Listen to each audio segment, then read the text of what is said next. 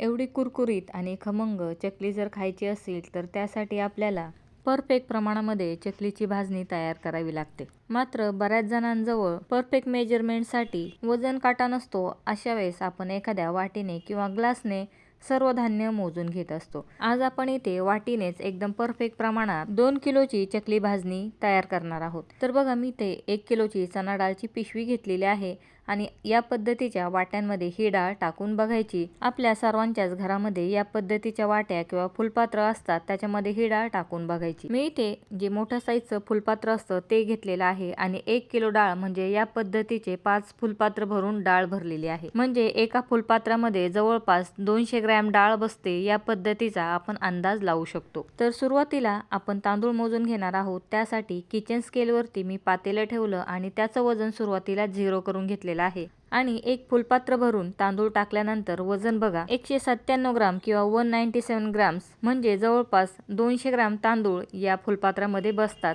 तर मी ते चकलीसाठी सुगंधी कोलम वापरलेला आहे। याची चकली खूप छान बनते। तुमच्याजवळ जुना तांदूळ असेल किंवा रेशनचा तांदूळ असेल तर तो सुद्धा वापरू शकता। आता इथे दुसरं फुलपात्र भरून सुद्धा टाकलेलं आहे आणि किचन स्केलवरती मेजरमेंट बघा 394 ग्राम, म्हणजे जवळपास 400 ग्रामच्या आसपास इथे तांदूळ झालेले आहेत। म्हणजे आपण ज्यावेळेस याच्यामध्ये 5 फुलपात्र भरून तांदूळ घेणार आहोत त्यावेळेस ते तांदूळ 1 किलोच्या आसपास होणार आहेत।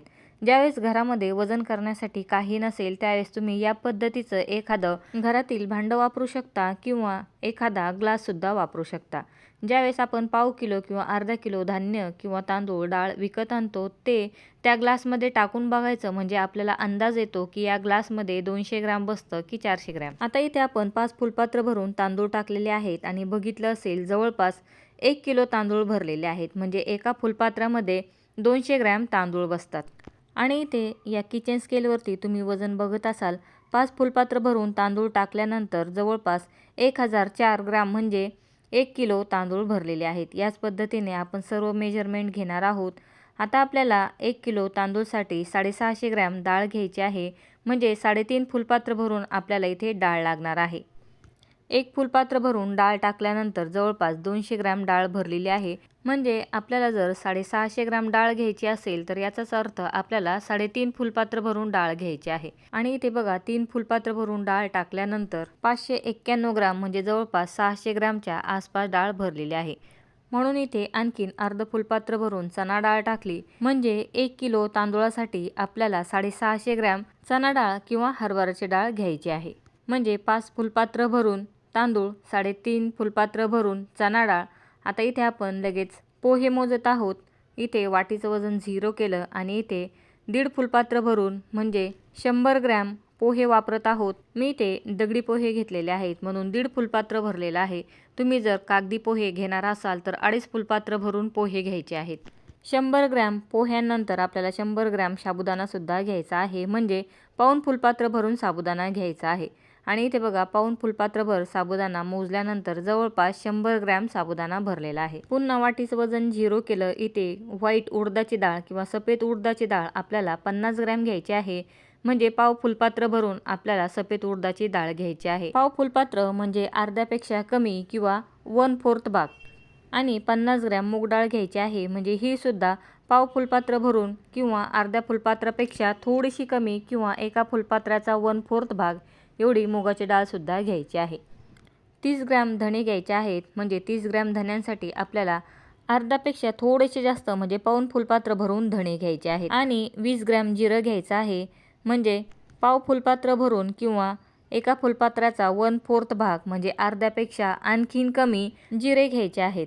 तर बघा इथे मी जेवढं शक्य आहे तेवढं इथे मेजरमेंट सांगण्याचा प्रयत्न केलेला आहे, म्हणजे बरोबर 2 किलोची चकली भाजणी तयार होणार आहे। आणि बघत असाल जिरं परफेक्ट इथे 20 ग्रॅम भरलेला आहे। या पद्धतीने एखाद्या वाटीने सर्व मेजरमेंट घेऊ शकता। आता सोप्या पद्धतीने म्हणजे 5 फुलपात्र म्हणजे 1 किलो तांदूळ, 3.5 फुलपात्र म्हणजे 650 ग्रॅम चणा डाळ, 1.5 फुलपात्र पोहे म्हणजे 100 ग्रॅम पोहे, पाऊण फुलपात्र साबुदाणा म्हणजे 100 ग्रॅम साबुदाणा, अर्ध फुलपात्र भरून धने म्हणजे 30 ग्रॅम धने, पाव फुलपात्र सफेद उडदाची डाळ आणि मूग डाळ म्हणजे 50-50 ग्रॅम सफेद उडदाची डाळ आणि मूग डाळ, आणि पाव फुलपात्र भरून जिरं म्हणजे 20 ग्रॅम जिरं घेतलेलं आहे. टोटल 200 ग्रॅमची चकली भाजणी इथे आपण काढलेली आहे. आता न मोजता जर तुम्हाला एखाद्या ग्लासने मेजरमेंट घ्यायचं असेल तर 5 ग्लास तांदूळ घ्यायचे आहे, 3.5 ग्लास चणा डाळ घ्यायची आहे, 1.5 ते 2 ग्लास पोहे घ्यायचे आहेत, पाऊण ग्लास साबुदाणा घ्यायचा आहे, अर्धा ग्लास धने,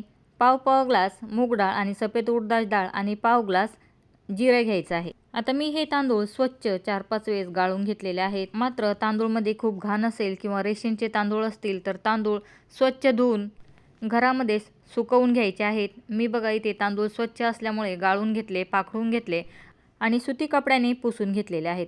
तुम्ही एखाद्या ओल्या कपड्याने तांदूळ पुसून घेतले तरी चालतील. बघा इथे आपण ज्यावेळेस डीमार्टमधून किंवा बिग बाजारमधून सामान आणतो या किराण्यामध्ये अजिबात घाण नसते. तर हे तांदूळ बघा एकदम स्वच्छ आहेत, अजिबात कपड्याला सुद्धा घाण लागलेली नाही. मी इथे सुगंधी कोलम वापरलेला आहे. तुम्ही बासमतीसुद्धा वापरू शकता, त्याच्यामुळे चकली आणखीन टेस्टी बनते. आता इथे कढई गरम करून घेतलेली आहे. खूपसुद्धा कडकडीत गरम नाही, फक्त कढई चटका लागेल इतकी गरम केलेली आहे. आणि गॅसची फ्लेम मिडियम टू लो ठेवून आपल्याला सुरुवातीला तांदूळ भाजून घ्यायचे आहेत. टोटल 6 ते 7 मिनिटांमध्ये हे तांदूळ भाजून होतात. खूप लाल कलर येईपर्यंत सुद्धा तांदूळ भाजायचे नाहीत. फक्त तांदूळांचा कलर हलकासा साबुदाण्याच्या कलरप्रमाणे किंवा दुधाप्रमाणे झाला म्हणजे समजायचं की तांदूळ भाजून झालेले आहेत. खूपसुद्धा जळेपर्यंत तांदूळ भाजायचे नाहीत आणि हाय फ्लेमवरती सुद्धा तांदूळ भाजायचे नाहीत. इथे तांदूळांचा कलर हलकासा बदललेला दिसत असेल. काही तांदूळ फक्त साबुदाण्याप्रमाणे व्हाईट कलरचे तयार होतात आणि काही थोडेसे लाल होतात. बऱ्याच जणांना चकलीची भाजणी बनवताना तांदूळ डाळ किती भाजायच्या हे समजत नाही. त्यांच्यासाठी थोडंसं डीपमध्ये सांगण्याचा प्रयत्न केलेला आहे. इथे बघत असाल या चमचावरती काही तांदूळांचाच कलर इथे चेंज झालेला दिसत असेल आणि तरी देखील लक्षात येत नसेल तर मीडियम टू लो फ्लेमवरती 6 ते 7 मिनिटं हे तांदूळ आपल्याला भाजून घ्यायचे आहेत. फक्त भाजणीसाठी जी कढई वापरणार आहात ती थोडीशी जाड वापरायची, म्हणजे जे भाजणीचं सामान आहे ते खूप जळत नाही. तांदूळ भाजल्यानंतर काढून घेतलेले आहेत. लगेच त्याच्यामध्येच आपल्याला चणा डाळसुद्धा भाजून घ्यायची आहे. चणा डाळ भाजण्यासाठी सुद्धा 6 ते 7 मिनिटं लागणार आहेत. डाळ आणि तांदूळ आपल्याला थोडेसे वेळ देऊन भाजायचे आहेत, म्हणजे खमंग चकलीची भाजणी तयार होते. डाळीवरती सुद्धा हलकेसे ब्राऊन कलरचे डाग दिसायला लागले म्हणजे आपली डाळसुद्धा भाजून झालेली आहे. आणि डाळ ज्यावेळेस भाजून होते त्यावेळेस तिचा हलकासा भाजलेला वाससुद्धा यायला सुरुवात होते.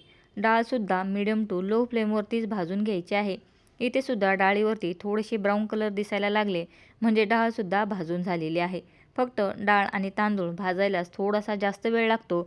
बाकीचं सामान एकदम झटपट असं भाजून होत असतं. डाळ थोडीशी लालसर कलरची झाली की लगेच डाळ काढून घेतलेली आहे आणि त्याच्यामध्येच पोहेसुद्धा भाजून घेतलेले आहेत.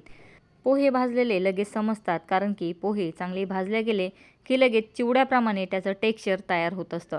इथे बघत असाल पोहे मस्त फुललेले आहेत आणि त्यांचा आकारसुद्धा वाढलेला आहे. आणि पोहे भाजल्यानंतर ज्यावेळेस आपण हाताने चुरून बघतो बघा, एकदम कुरकुरीत असे पोहे तयार होतात, म्हणजे पोहेसुद्धा भाजले गेलेले आहेत. लगेच पोहे काढून घ्यायचे आहेत आणि कढई क्लीन करून घ्यायची आहे.